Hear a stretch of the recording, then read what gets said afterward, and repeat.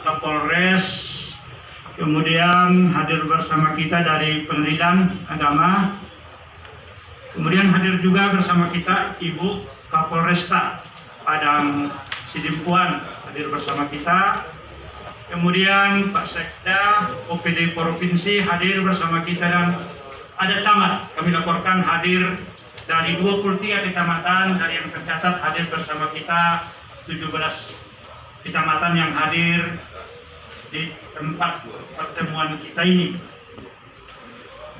Dan seluruh enam itu, penjelasan saya, laporan dari Pak Kadis Kesehatan, ada lebih kurang 10% yang positif. Nah, dari 10% yang positif itu, hampir 95% yang terpapar itu adalah petugas dinas, petugas yang ada di rumah sakit dan di puskesmas. Ataupun nakes namanya, petugas kesehatan lah yang 95%. Yang lebihnya hanya lebih kurang 5% itu adalah masyarakat. Kemudian tentu harapan itu, tentu kami berharap untuk ke depan seperti ini mungkin bisa lebih cepat dari yang kita alami selama ini. Kemudian meskipun sosialisasi laporan tindak lanjut hasil pertemuan setelah kunjungan dari tim gugus tugas Provinsi Sumatera Utara ke RSUD Penyambungan, di mana pada waktu itu dari hasil pertemuan tersebut ada beberapa masalah yang perlu kita tindak lanjuti, yang mana pada RSUD Penyambungan masalah waktu itu adalah belum adanya suatu ruangan isolasi yang bertekanan negatif yang layaknya suatu rumah sakit perawatan pendukung penanganan COVID itu sebesar 584.320.000, pengadaan alat kesehatan pendukung penanganan COVID sebesar 4.820.873, pengadaan bahan habis pakai pendukung penanganan COVID 32.905, dan pekerjaan konstruksi pendukung penanganan COVID sebesar 1.090.000, dan kegiatan pendukung penanganan COVID lainnya. Sehingga untuk menindaklanjuti rekomendasi tim Satgas Penanganan COVID, perbaikan pelayanan di RSUD Penyambungan itu diperkirakan anggarannya 6.698.920. Inilah sebagai tindak Bupati Mandiang Natal, yang mana sampai hari ini kita sudah melakukan perawatan bagi khususnya yang telah terkonfirmasi COVID dengan kapasitas saat ini 8 kamar dan kapasitas 21 tempat tidur, dan akan sedang berjalan jumlah seluruhnya 53 tempat tidur, yang mana pada saat kunjungan Bapak Gubernur ada arahan beliau untuk kita menambah kapasitas isolasi, yang mana nantinya isolasi yang diharap itu tidak hanya menampung pasien-pasien yang terkonfirmasi COVID, namun juga yang positif rapid ataupun biaya yang muncul dari kegiatan tersebut. Hotel itu dihitung sampai rencana akhir Desember berjumlah 5,2 miliar. Nanti mungkin ini jadi masukan kita untuk bisa kita bahas itu untuk teknis. Selanjutnya di Bupati Wali Kota Padang Sidimpuan yang pulang kampung hari ini ke Mandiang Natal, juga hadir Ibu Kapolres Padang Sidempuan. Selamat bergabung di Mandailing Natal, dan nanti beliau ada peran hukum untuk operasi COVID-19 di Madinah ini. Karena rumah sakit rujukan kita, rumah sakit rujukan nasional itu adanya di Padang Sidempuan untuk wilayah Kabupaten Mandailing Natal. Bapak Ibu sekalian, saya tentunya memperkenalkan kembali dulu tim saya ini, karena tak kenal. Yang pertama, Bapak ini tugaskan menjadi pendampingan di gugus tugas Provinsi Sumatera Utara sebagai LO. Kemudian yang sebelah kiri saya, Dr. Alwi Mujahid Hasibuan, MKes. Ini Kepala Dinas Kesehatan Provinsi Sumatera Utara. Yang kedua, Ibu Dr. Lee SPMK PhD, banyak kali ini apanya titelnya, Kepala Laboratorium Mikrobiologi Fakultas Kedokteran USU. Ini Bapak yang kecil ini. Kemudian yang ketiga, Dr. Inke Media Lubis, spesialis anak PhD. Ini timnya Laboratorium Satgas Provinsi Sumatera Utara. Ini orang Madinah dari Tamiang yang berada di 76,8%.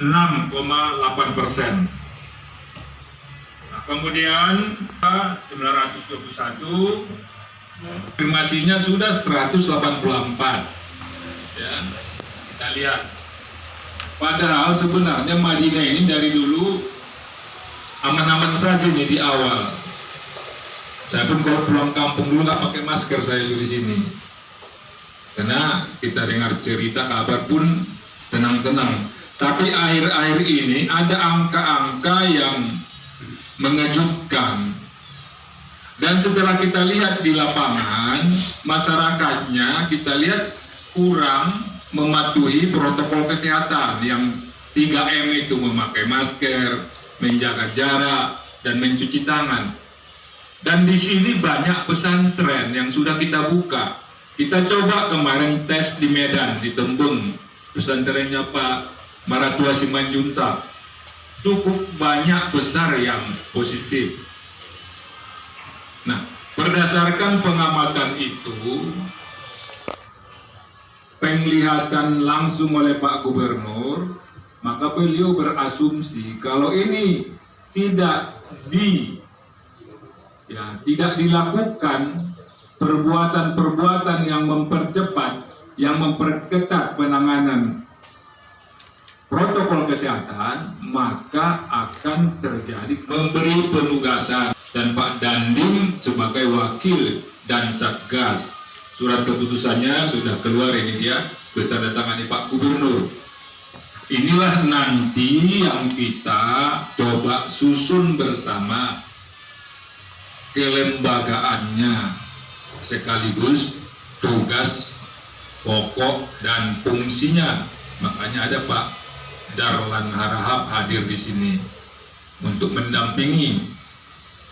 Dan tentunya pembentukan Satgas ini, lembaganya, tugas pokok dan fungsinya, kemudian tentu arahan dari pusat. Kita hanya sebenarnya mengerjakan 3 hal, 3T, testing, tracing, treatment. Ya. Untuk apa kita melakukan testing? Ya, untuk menurunkan positive rate. Ya. Jadi makin banyak yang kita periksa, makin banyak sampel. Ya, ini kan ada aturannya nih. Aturannya kalau menurut WHO itu 1/1000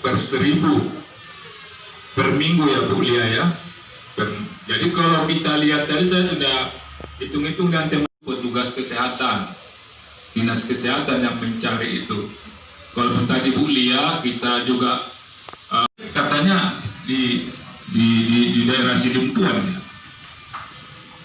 Nah, itulah petugas keselamatan ini, terutama puskesmas itu harus cepat itu ngambil. supaya penularannya bisa kita potong. Kalau 195 tadi yang positif, bayangkan kalau dibiarkan dia isolasi mandiri di rumah, dia belanja, anaknya datang, suaminya pergi lagi, anaknya pergi lagi. Makanya mandiri itu penting, begitu tahu masuk. Nah, yang ketiga tadi yang dibahas itu pelayanan rumah sakit untuk menurunkan angka kematian, menaikkan angka kesembuhan, dan menjaga nakes tidak par. Tadi sudah jelaskan, kalau rumah sakit itu yang penting itu mekanismenya Pak Bu, alur kedatangan sampai pulangnya, apa pulangnya sembuh atau pulangnya meninggal, itu harus diatur. Kalau dia pulangnya meninggal pemulasaran, sampai itu tugas rumah sakit. Yang menguburkan itu jangan lagi Pak Bupati, bukan tugas rumah sakit itu. SK kan Kepala Dinas Sosial, cari kuburannya. Sekarang sudah agak boleh, sudah boleh dikuburkan di mana saja asal protokol COVID. Saya pikir ini kerja kita ke depan. Lalu supaya yang tiga ini tidak berat sekali, maka di hulu harus ada namanya protokol kesehatan. Itulah salah satu kerja kita ini, sosialisasi. Ya, nanti akan dibentuk tim di kecamatan, mungkin 15 orang. Kalau hari pekan mereka lakukan. Dr. Lia Iswara, saya dari Fakultas Kedokteran USU. Pada pagi ini kami bersama tim hadir di Madinah dalam rangka tujuan utama tentu bergabung bersama Bapak dan Ibu di Kabupaten Madinah ini untuk memutus mata rantai penularan COVID-19. Adapun hal pertama yang ingin kami sampaikan terkait pemutusan mata rantai COVID-19 ini adalah terdapat dua peran yang harus kita sampaikan kepada masyarakat, bahwa kita harus bersama-sama dengan masyarakat menyampaikan dua peran, melaksanakan dua peran bersama-sama, bahu-membahu. Peran pertama adalah peran masyarakat, yaitu 3M. Memakai masker, menjaga jarak, dan mencuci tangan dengan sabun. Sedangkan peran kedua dalam pemutusan mata rantai adalah peran pemerintah, yaitu yang tadi sudah disampaikan 3T, testing, tracing, dan treatment. Jadi kita dan masyarakat bersama-sama memiliki kedua peran ini, baik peran masyarakat maupun peran pemerintah ini harus melakukan sejalan. Dan kita semua yang ada pada pagi hari ini adalah bagian dari aparat pelaksana pelayanan pemerintah. Sebab itu kita berkewajiban untuk dapat melakukan 3T. Yang pertama adalah testing, tracing, dan treatment. Adapun untuk testing,